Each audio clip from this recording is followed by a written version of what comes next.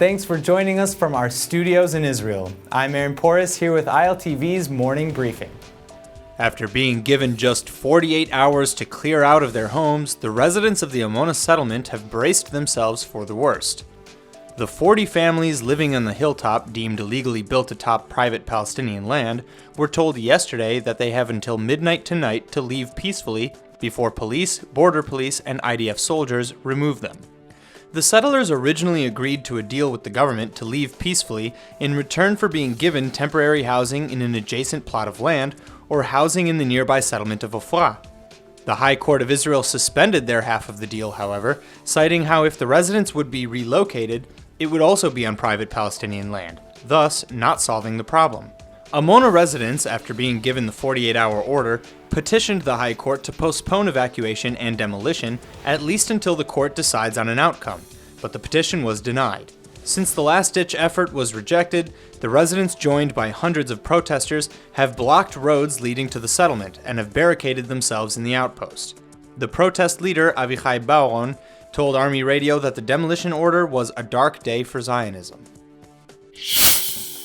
The United States has warned Iran that its recent test of ballistic missile technology could violate the resolutions governing the nuclear agreement. The warning came after Iran again tested its ballistic missile technology despite multiple warnings from the international community. Ballistic missiles could be armed with a nuclear payload and potentially reach America. The ballistic test on Sunday drew outrage from many United States lawmakers who oppose the nuclear agreement and potentially sets the stage for a showdown between the new Trump administration and the Islamic Republic. Iran's foreign minister, Mohammad Zarif, refused to confirm whether Iran conducted the missile test, saying the Iranian missile program is not part of the 2015 nuclear deal with world powers. State Department spokesman Mark Toner said the administration remains, quote, deeply troubled by the Iranians' continued provocations in the region.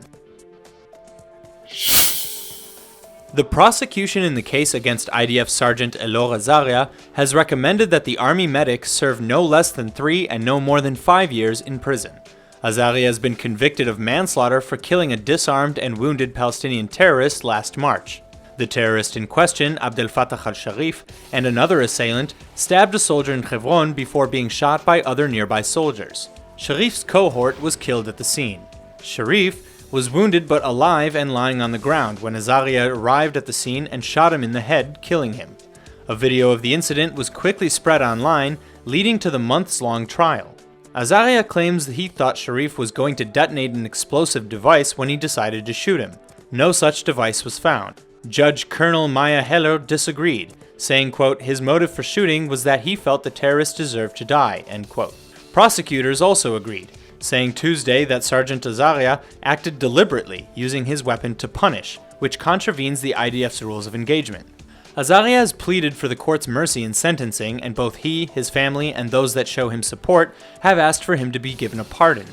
Only 2 people can grant him a pardon, though: IDF Chief of Staff Lieutenant General Gadi Eisenkot, who can legally issue a pardon to anyone in active duty, and Israeli President Reuven Rivlin. Rivlin, however, said he would only consider such actions after Azaria exhausts all other legal appeals and actions. Eisenkot has not yet given a statement. Israel has unveiled plans for 3,000 new homes in Judea and Samaria, the 4th such announcement in less than 2 weeks since United States President Donald Trump took office. Defense Minister Avigdor Lieberman and Prime Minister Benjamin Netanyahu authorized the construction. Some 2,000 of the units are ready to be put on the market, while the rest are in various stages of planning.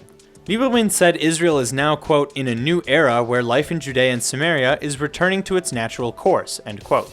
Since the inauguration of Trump, Israel has approved the construction of 566 housing units in 3 neighborhoods of eastern Jerusalem, and 5,500 more elsewhere in the West Bank. Last week, Israeli officials issued final approval for 153 homes in eastern Jerusalem alone that were frozen under pressure from the Obama administration, which had warned that settlements could derail hopes of a negotiated 2-state solution.